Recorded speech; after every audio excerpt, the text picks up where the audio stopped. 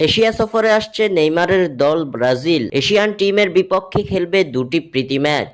2026 বিশ্বকাপের মূল পর্ব ইতিমধ্যে নিশ্চিত করেছে সেলেসাওরা। আসন্ন বিশ্বকাপের মূল পর্ব নিশ্চিত করলেও বিশ্বকাপ বাছাই পর্বের এখনো শেষ দুই ম্যাচ খেলতে হবে ব্রাজিলকে। সেপ্টেম্বরের উইন্ডোতে বাছাই পর্বের শেষ দুই ম্যাচে ব্রাজিল মুখোমুখি হবে চিলি ও বলিভিয়ার বিপক্ষে। যেহেতু আসন্ন বিশ্বকাপে টিকিট নিশ্চিত ব্রাজিলের, সেহেতু এবার 2026 বিশ্বকাপকে সামনে রেখে দল গোছানোর দিকে মনোযোগ দিচ্ছেন ব্রাজিল কোচ কার্লো আনচেলত্তি, যার লক্ষ্যে এবার এশিয়া সফরে আসছেন নেইমার জুনিয়ররা। আগামী অক্টোবরে এশিয়া সফরে দুটি প্রীতি ম্যাচ খেলবে পাঁচবারের বিশ্ব চ্যাম্পিয়নরা, যেখানে সেলেসাওদের প্রতিপক্ষ হিসেবে থাকবে দক্ষিণ কোরিয়া ও জাপান। গত 26 আগস্ট এক বিবৃতিতে ব্রাজিলিয়ান ফুটবল ফেডারেশন সিবিএফ জানিয়েছে, আগামী 10 অক্টোবর সিউলে দক্ষিণ কোরিয়ার বিপক্ষে খেলবে ব্রাজিল। 14 অক্টোবর টোকিওতে স্বাগতিক জাপানের বিপক্ষে দ্বিতীয় ম্যাচে মাঠে নামবে সেলেসাওরা। আগামী বছর অনুষ্ঠিত হতে যাওয়া বিশ্বকাপের আসরকে সামনে রেখে এখন থেকে শক্ত প্রতিপক্ষের বিপক্ষে খেলে নিজেদের কৌশল ও